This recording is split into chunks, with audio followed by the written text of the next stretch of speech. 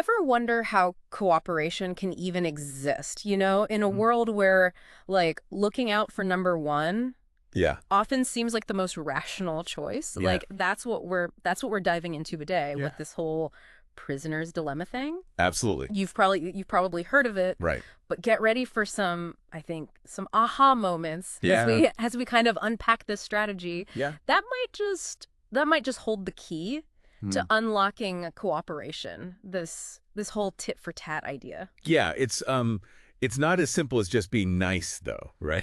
Right. What's so fascinating about tit for tat is how it kind of weaves together these different elements, trust, retaliation, and this long-term thinking. Yeah. It's like a strategic dance. Right. Not just a handshake, you know what I mean? Okay, so for anyone who needs a quick refresh. Right. Imagine you and an accomplice get caught by the cops, right? You're separated, can't communicate, and the deal's on the table.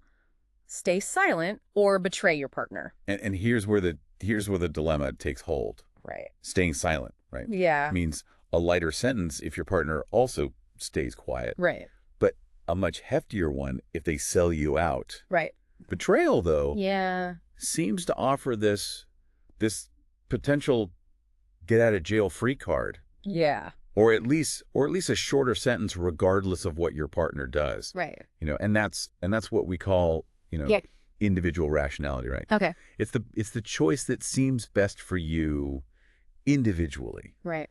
Even if it leads to a worse outcome for everyone involved. So it seems like betrayal is the logical choice, right? Oh, right. Even though if both of you rat each other out, you both end up worse off than if you just kept your mouth shut. Exactly. Right. That's where this whole cooperation thing seems to fall apart. Yeah. Like how can we get past this, right? Yeah.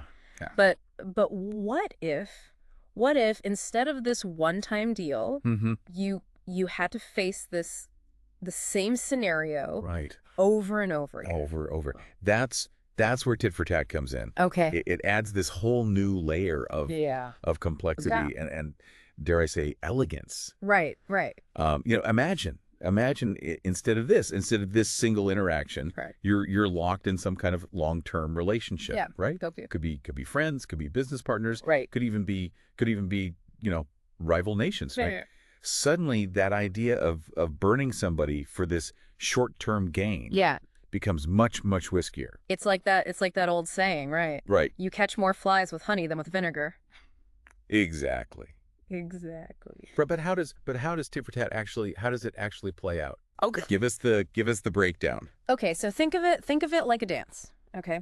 You start by extending your hand in cooperation, right? Then from that point on, you simply mirror whatever your partner does. Okay. They cooperate. Yeah. You cooperate right back. Okay. They betray you. Yeah. Well, you follow suit in the next round. Okay. Making it clear that you're not going to be taken advantage of.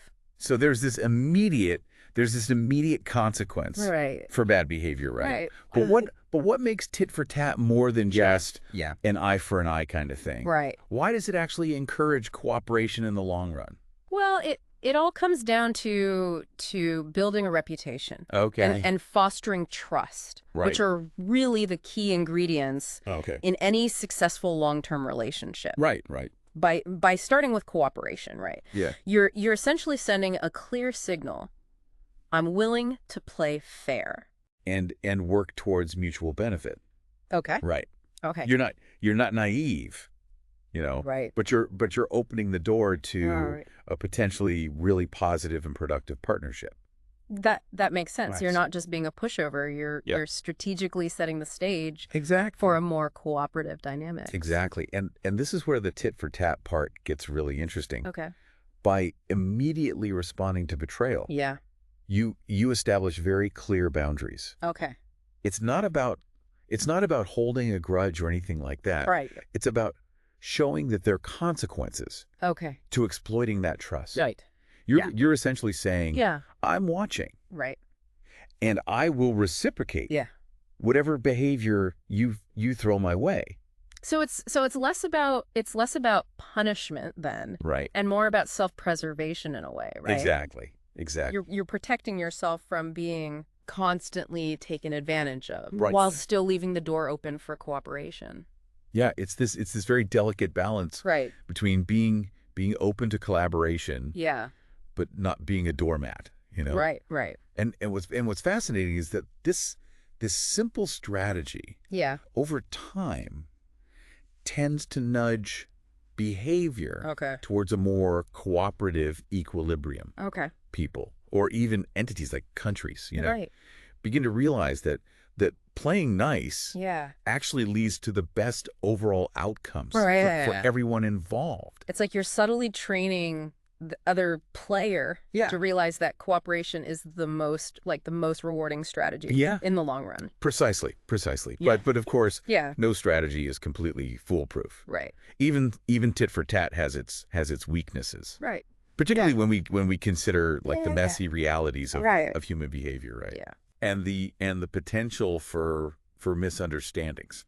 Yeah, the real world isn't always as clear cut as a game theory scenario, right? Exactly. So what happens if someone accidentally messes up, right, or misinterprets a move? Well, that's one of tit for tat's vulnerabilities. Okay. It's susceptibility to errors, right, or noise in the system. Okay. So let's say you make a genuine mistake. Right. Maybe a miscommunication. Right. Or a decision made with incomplete information. Right. And your partner, following tit for tat, retaliates. It's like accidentally stepping on someone's toes in that dance. You know what I mean? Exactly. Suddenly you're in this awkward back and forth, trying to recover from this simple misstep. Exactly. And if both sides are locked into tit for tat, this can spiral into this cycle of defection. Right. Even if neither of you intended to betray the other. Right. And this is where those variations on tit for tat come in, right? Okay. That offer a bit more flexibility and forgiveness, Okay, so tell us more about these variations. How do they address some of these shortcomings? So one well-known variation is called tit for two tats. Okay. It operates on the same basic principle. Okay. But with a higher tolerance for potential errors. Okay. So with tit for two tats, you only retaliate if your partner betrays you twice in a row. So you're essentially giving them the benefit of the doubt. Exactly. That first time. Exactly. Right. Allowing for a mistake or a change of heart or something like that. It's a more forgiving approach. Yeah. That can be particularly effective in environments where miscommunication or unintended slights are more likely. Are there other ways to tweak this tit for tat formula to make it even more robust? There are. Yeah. Generous tit for tat, for example, is even more forgiving. Okay. This strategy throws in the occasional, cooperative move. Okay. Even after being betrayed. Okay. Almost like extending an olive branch, right? Right. In hopes of shifting that dynamic back towards mutual benefit. So even though they betrayed you, you're willing to take the risk of cooperating again. Exactly. To see if it can break that that cycle of defection. Exactly. Right. Yeah. It's kind of like saying, look, I'm willing to be the bigger person here and see if we can get back on track. Precisely. Right. Now, another variation worth mentioning is win, stay, lose, shift. Okay. Right. Yeah. This one is less about directly mirroring. Okay. And more about adapting your strategy. Okay. Based on the outcome of the previous round. Okay, so it's less about what the other person does, and more about whether your previous move led to a positive outcome for you. You got it. Yeah. If you cooperated and it worked out well for you, you stick with that strategy. Okay. If you cooperated and got burned, well, time to switch things up. Right.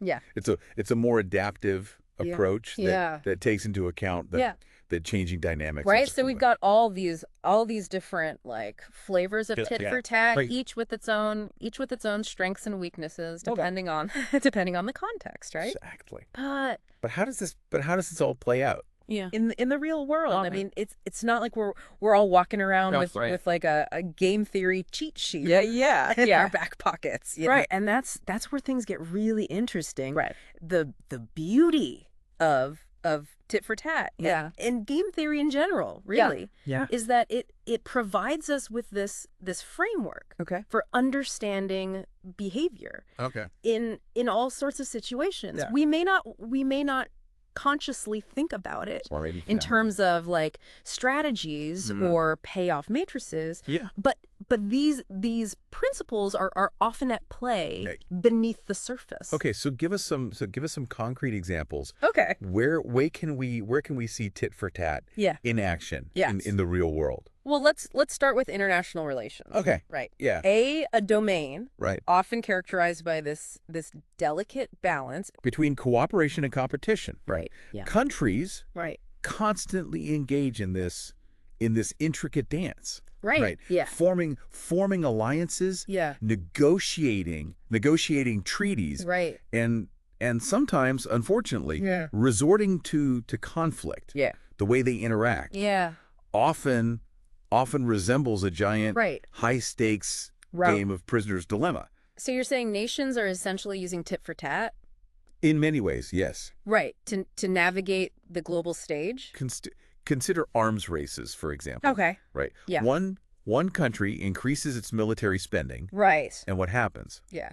Its rivals, fearing that they'll be left vulnerable, right, feel compelled to follow suit. Right. This can lead to this dangerous and costly escalation. Yeah. A classic example of tit for tat in action, where the fear of being exploited drives this cycle of potentially destabilizing behavior. It's a sobering thought that something as simple as mirroring your opponent's moves can have such like far-reaching consequences. Right. Yeah. But it's not all doom and gloom, though, right? Right. Tit for tat can lead to positive outcomes too, can it? Absolutely. Yeah. Okay. Think about international trade agreements. Okay. Right. Yeah. Countries often, lower tariffs or open up markets. Right. In response to similar moves. Yeah. By their trading partner. Right. Right. Yeah.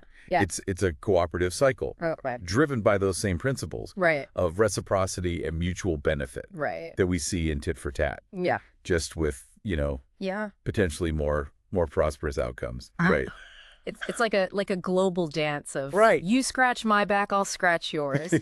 Where everyone benefits when they play by the rules. Right. But what about on a smaller scale? Yeah. Can we see tit for tat playing out? Sure. In our everyday lives? All the time. Yeah. Think about simple acts of courtesy. Okay. Right? Yeah. Holding the door open for someone. Okay. Helping a neighbor with groceries. Right. Even just, letting someone merge in traffic.